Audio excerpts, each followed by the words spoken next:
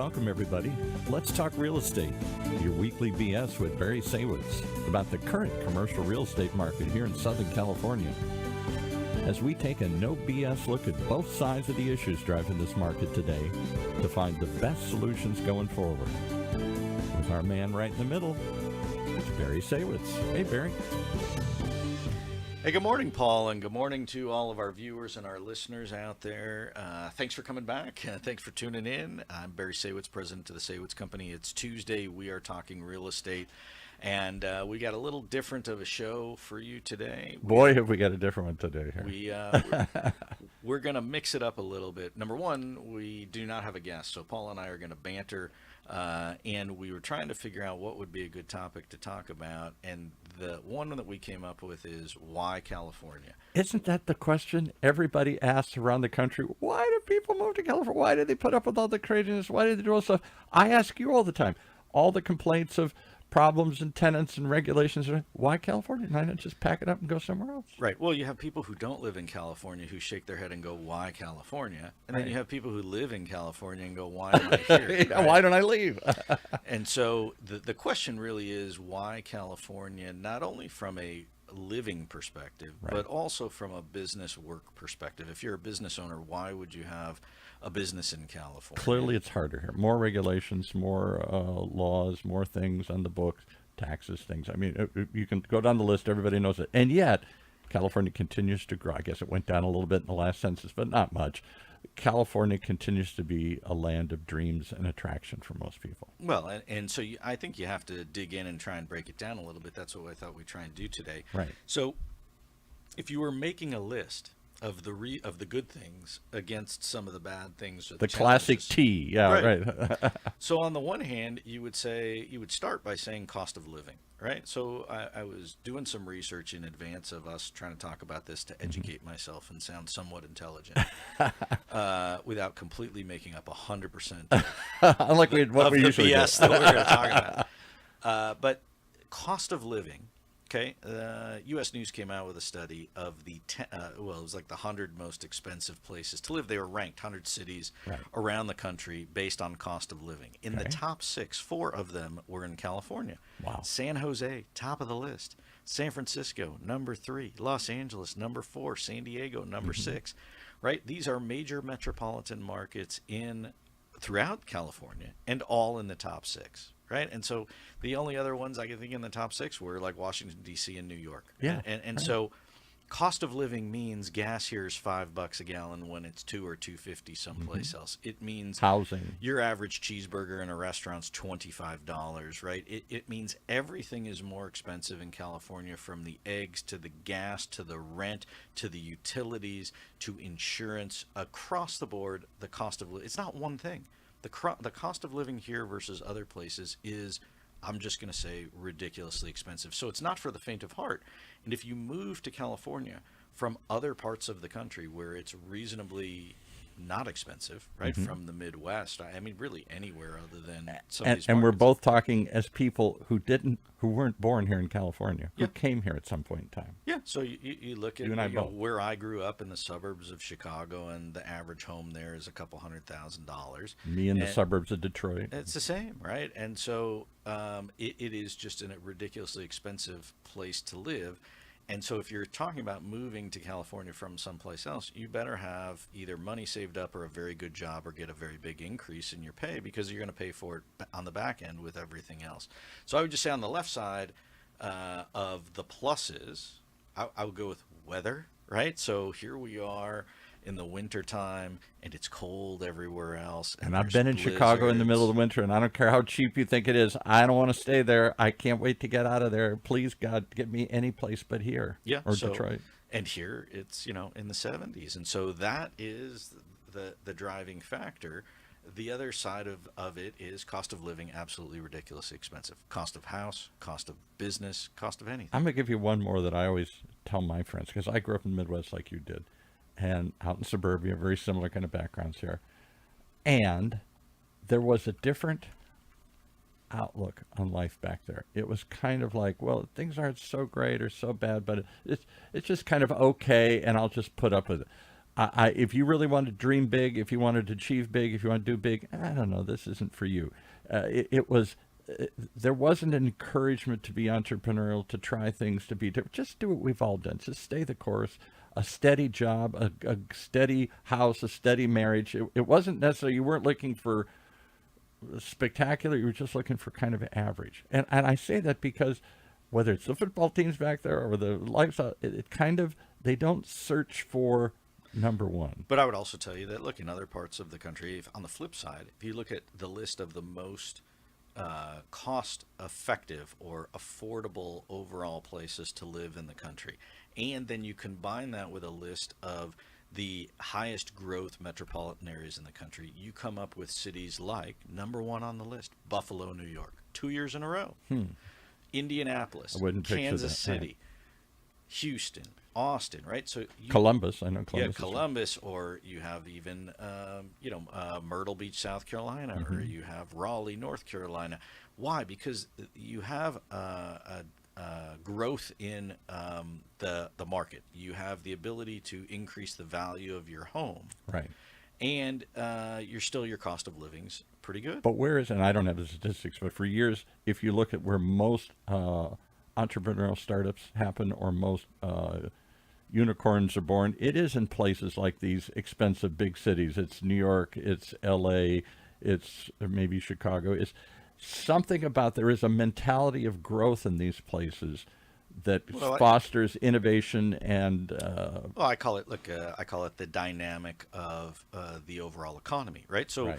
in Northern California you have the tech industry, in Southern California you have the entertainment industry, in both parts of California you have a real estate and a tourist component that you don't have in other parts of the country, right? Columbus, right? Yeah, I mean, you don't have people running to Columbus because that's top on the list for vacation, right? So you have businesses that sprout out around these other types of industries that are either part of it or are ancillary to it, that create other dynamics for people. And that's the exciting part about it. If you go to Pittsburgh, there's no offense to Pittsburgh, but I mean, Pittsburgh is an old I lived line. in Pittsburgh. Yeah, it's an old line, old school town, right? Right. You have law firms, you have steel companies, you have manufacturing companies, but you don't say, hey, this company's moving to Pittsburgh to relocate their corporate because it's headquarters. innovative, because it's exciting, because it's the place everybody wants to be. That's an intangible at California. I don't know if it's still as true as it was when I came out here, but go west, young man. We're always looking. It's the land of opportunity. If wherever you came from, the opportunity is kind of either in decline or it's just kind of stagnant. There isn't a feeling of anything can happen here. Let's start up. And I'm not saying startups don't happen. I get it. But if you look at where most of the growth happens, it's in these expensive areas. Because it's the Business dynamics growth. of it. Right. And as a business owner, you have business owners that want to live in good climate. They want to live where the action is. They want to live where there's arts, there's dynamic economy. If you were going to build a business, as a business owner, you wouldn't do it in Kansas City. You would pick a different place. I mean, it wouldn't be at the top of the list.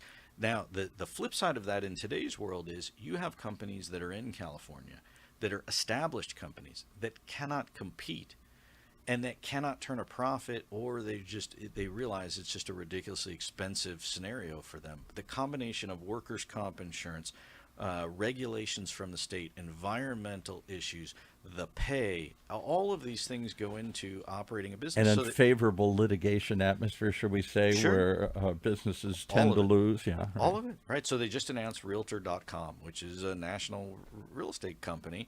Right, it's headquartered in the Bay Area in Northern California. They're moving to, guess where? Texas, right? You know, Tesla moved to Texas, right? Toyota moved to Texas, right? Why Texas? No state taxes, very favorable government. The weather's pretty good. You can buy a house cheap. I can pay my employees less, and they can still lead a better life than in California. And still a lot of innovation and growth in other places like that. But yet, why do we stay? Why don't you just, I always say to you all the time, why don't you just pack up? You're always complaining about, not without some cause of the things you face, doing commercial, or your buddies come in, your friends, your guests, and you all commiserate about, oh my God, dealing in LA, dealing in It's funny here. because you talk to 9.5 out of 10 people and you go, well, would you ever live in there? I'm like, no, I wouldn't. Exactly. So, right. Exactly. So whether it's your family's here or look, there's also the promise of if I buy a house for $1 million, at some point down the road it could be worth $2 million. And if I buy a house in Buffalo, it's never going to be worth $1 million, let alone Exactly. two. But the flip side of that is I could buy a house in Buffalo for $250,000, and I could buy another house in Florida, and I could, when it's cold, I could leave. Or your spendable cash at the end of the day is so much higher than you are in California because everything else costs less that I could afford to go on vacation because I've saved up this money. So you have to decide what's really best for you and your family and where you're going and where you're headed. The other side of it is if I bought a house a while ago in California and I really did want to bail and just go to Texas or Florida or someplace else and try and keep some semblance of good weather, I can go to those other places and I could buy something really much cheaper and then have the leftover money from selling my house in California. And that would be my nest egg. But you have to live there, and there's something about living in California that we can't seem to replicate anyplace else. Let me ask you the other hard question. I hear this all the time when I go back to the Midwest, back home. California, it's sooner or later, they can't wait for it to fall. It's going to fail. It's going to blow up. It's going to implode. People are going to flee the state. They're already leaving. There's this expectation, almost a hope that California is going to fail. And if it does, how much does California contribute to the whole country? Huge amount of income and taxes and wealth generation. Well, look, you have state taxes in the highest bracket of state taxes in California at 13%. Right. Right. So if you're in that bracket, you're also probably paying 36 or 38% federal, which puts you at roughly 50% in taxes. Right.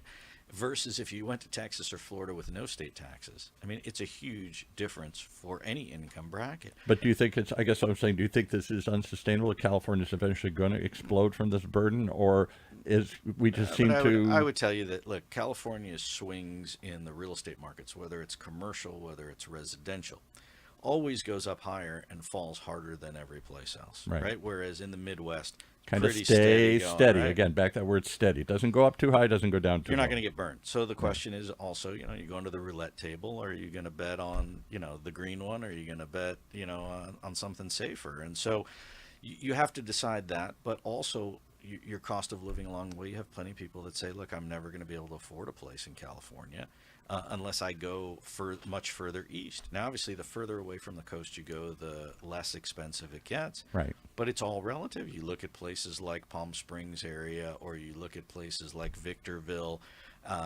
Lancaster, Palmdale. I mean, those places you used to be able to buy a place for $100,000. You really did. And you weren't going to go work at the coast, but you could live there.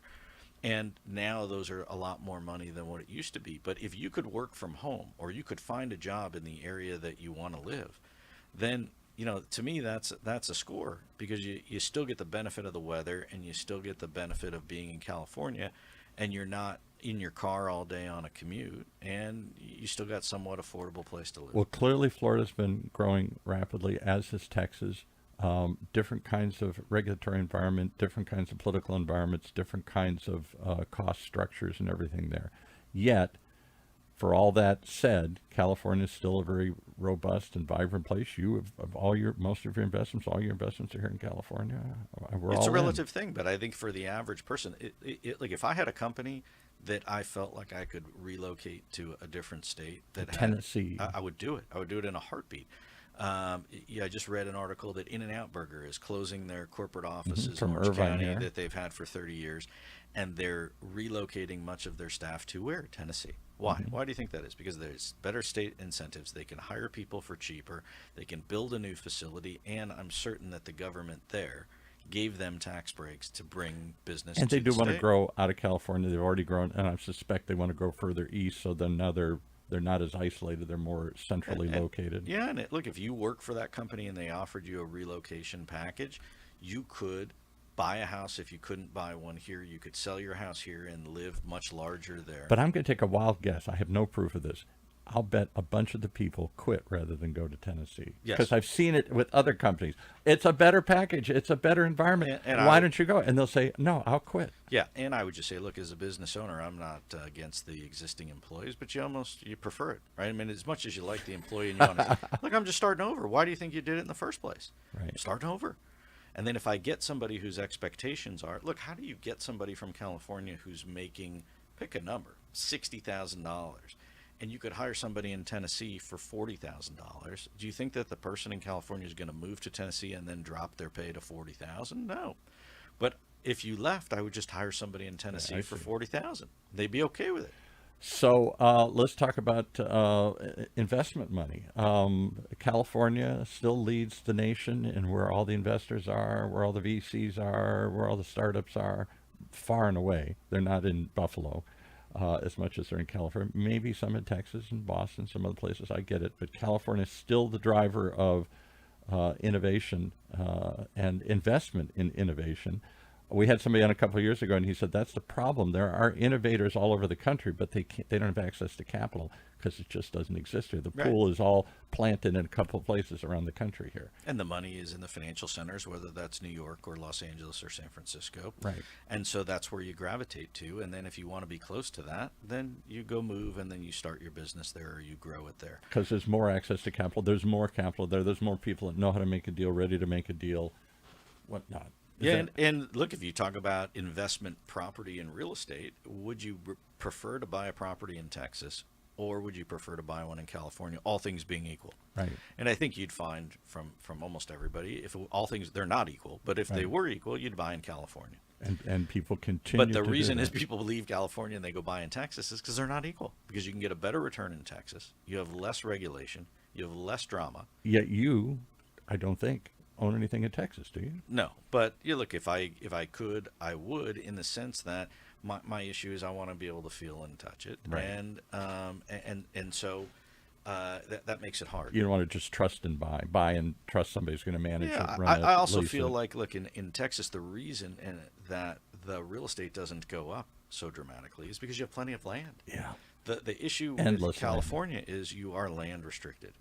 So The ocean on one side, mountains on another, or desert or whatever. and built out in between. So the only way you're going to get something new is either my existing product, whatever it is, goes up in value just based on supply and demand, or it gets redeveloped with something that's a higher and better use. How much of California is still driven by the immigrant economy, whether it's the low end coming across the borders or the high end coming from China and the Middle East and other places?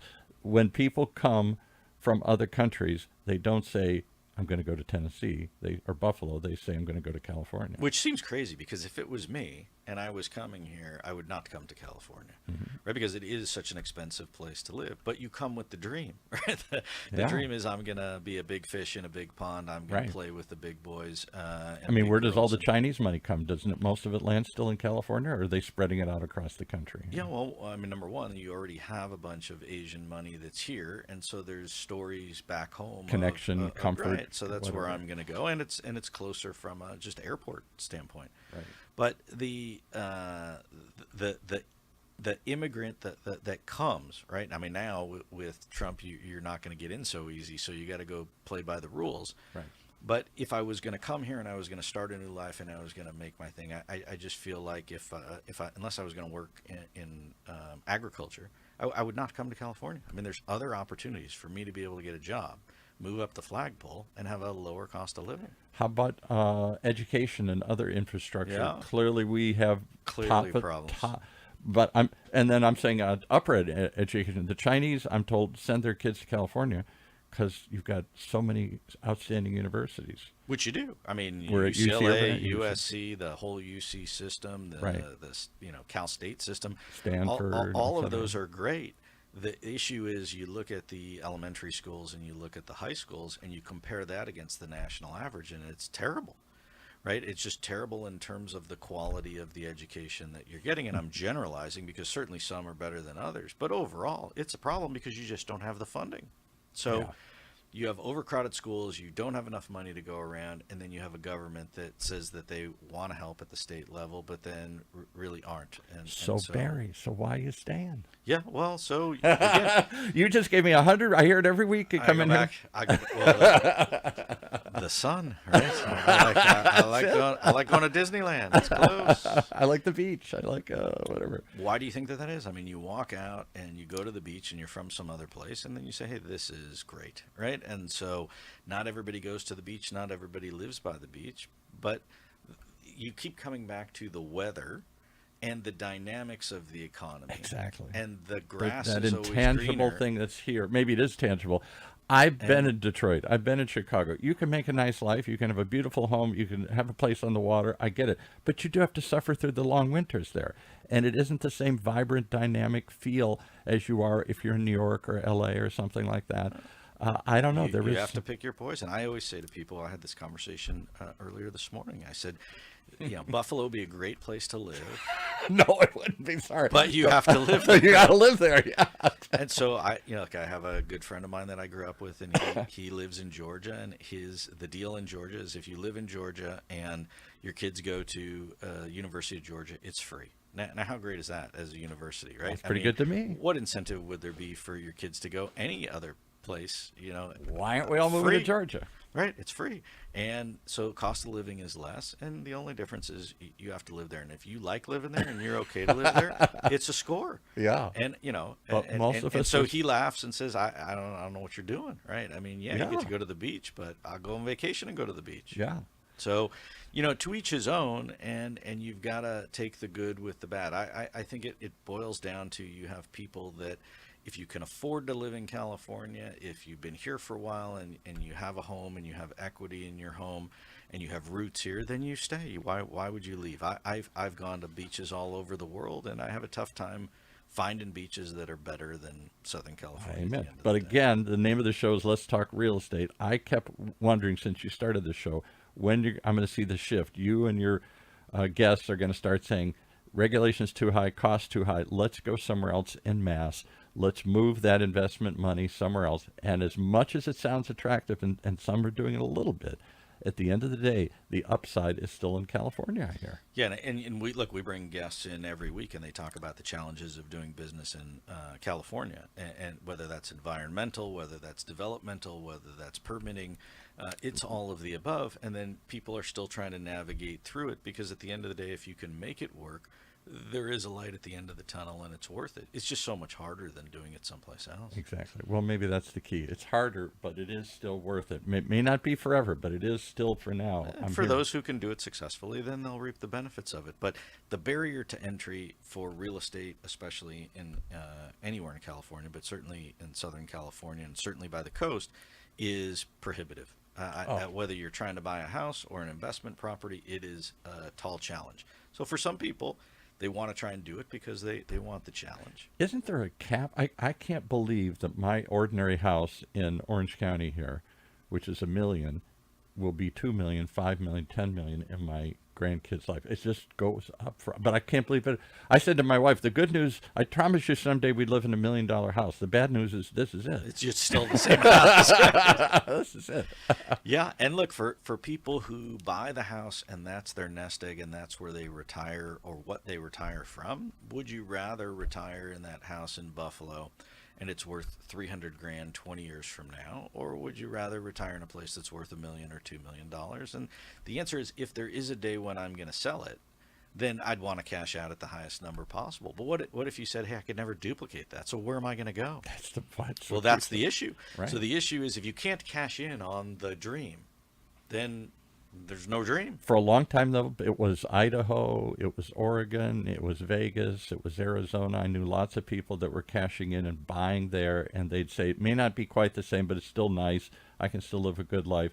But I don't know, is there still a rush to cash in and go elsewhere? Well, I think there's still a certain amount of rush, and for a lot of people, it makes perfect sense because, and that's what's driven those markets up, is people from California bailing out, going, hey, 300,000 is a deal, right? Whereas I'll give you 350 here. Yeah, like, hey, what's an extra 20 grand? I mean, you get caught in a bidding war on a house in really anywhere in California, and 10 or 20 grand is not even part of the program, right? So we go to these markets with them, we throw big money at them, and they say, get out of here, go back home. Right, and so it drives the market up. You look at a market like Salt Lake City, where the average home price in the last 5 years has gone up something like 40%. I didn't know that. And so you have these other markets where you are, well, I'm just going to call them exit markets from California, whether it's Salt Lake or Denver or Phoenix or Las Vegas. I was reading a study last night, and it said that the cost of living in Las Vegas versus Southern California is 40% cheaper. Wow. Right now, not that's not on the Strip. You don't go, but in the suburbs of Las Vegas, Right, Laughlin. Or something. overall cost of living 40% cheaper. Take it from my health insurance, my car insurance, my property insurance, my gas, my eggs, personal my milk, taxes and everything. Yeah. sales tax, state taxes, everything. There's no reason why you wouldn't go, and you get a nice, new, bigger house, right? Why wouldn't you go there? It's and the hot. answer is you got to live there. Right? gotta And live I think there. that's the answer at the end of the day. And many of us can't see ourselves living in these environments. And so we anymore. bring people in here all the time, and they go, "Would you sell it?" And then they're like, "No, because what else am I going to do?" Mm-hmm. Right? Do you ever hear stories of people saying, "Hey, I had this really cool piece of property in California. I sold it, and I bought something in Michigan." It's not that often that winds up happening. Michigan is an unforeseen gem. I mean, you look at the city of Detroit. When I was a kid, it was the 5th biggest city in America. Now it's not even the top 10 or 20. 600,000 people there. There were 1.3 or 4 or 5 million people living in the metro Detroit area. And so lots of opportunity, lots of infrastructure, there are lots of things. Some companies have taken advantage, quick loans and some others, but most of us still ain't moving to Michigan because you got to live there. I live there. It's a horrible place to live in the winter. It's horrible.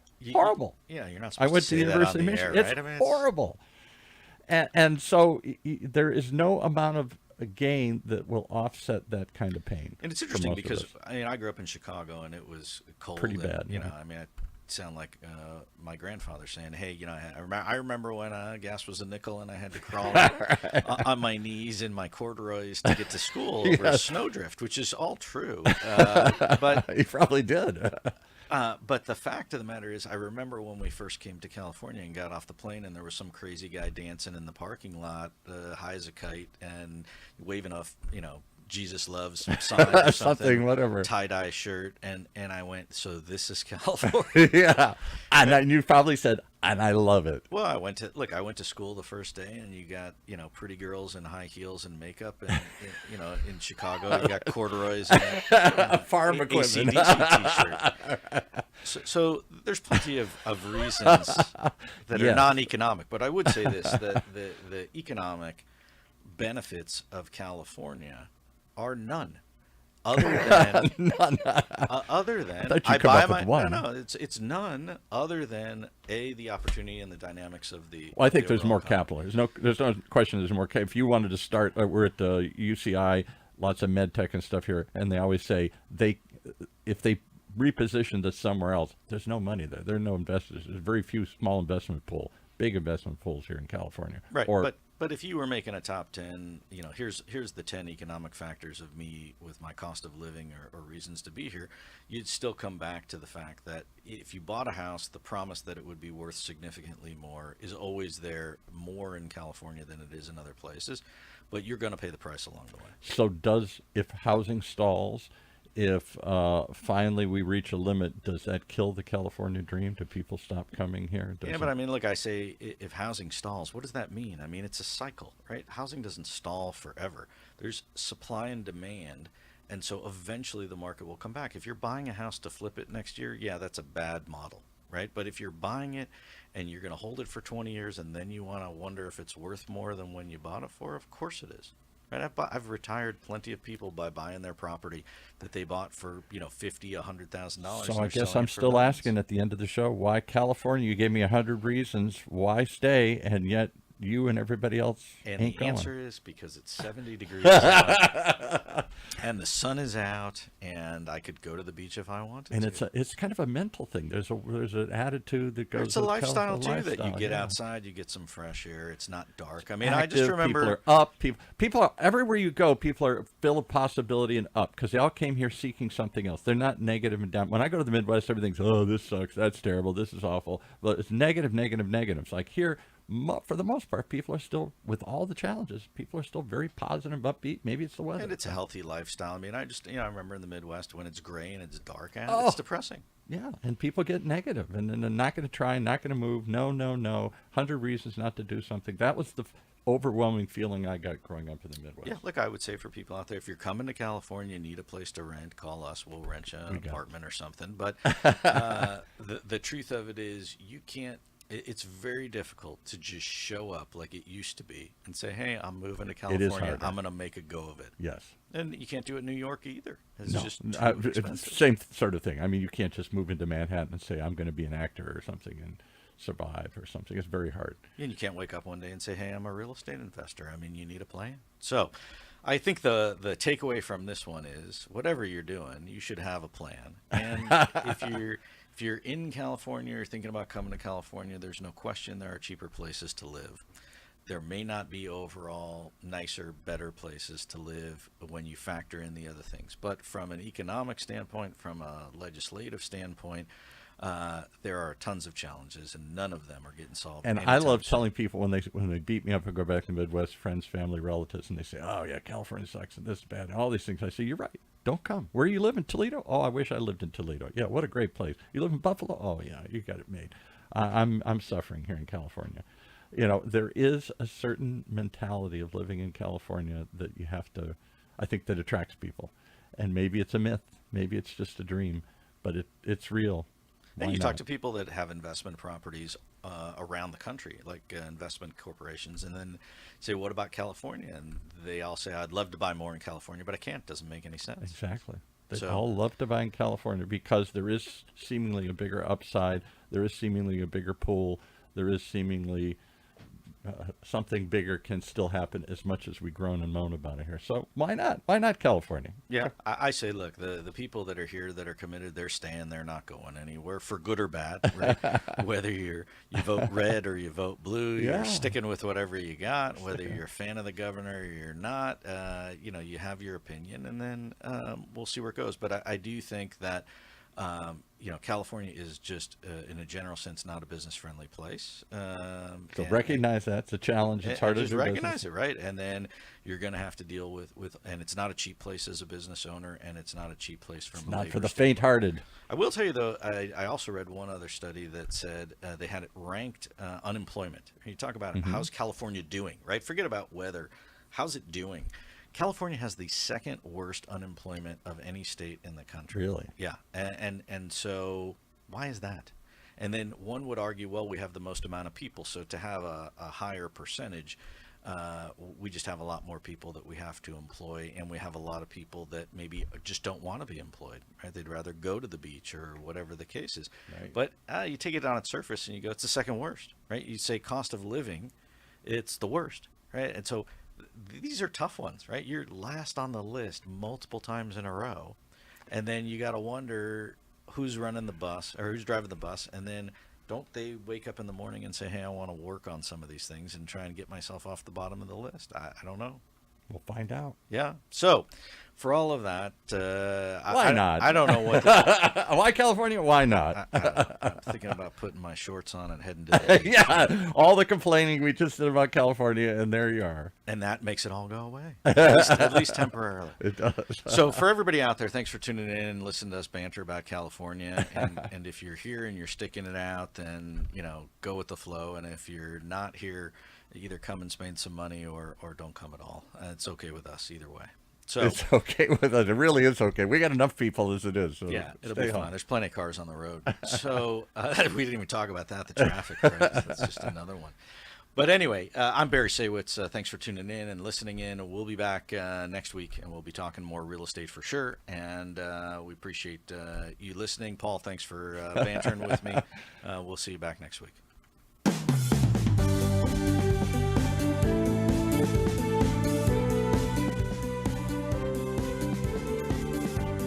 Well, there you have it. You've been listening to Let's Talk Real Estate, your weekly BS with Barry Saywitz about the current state of the real commercial real estate market right here in Southern California. On Orange County's only community radio station, OC Talk Radio, streaming live from our studio here at the University of California.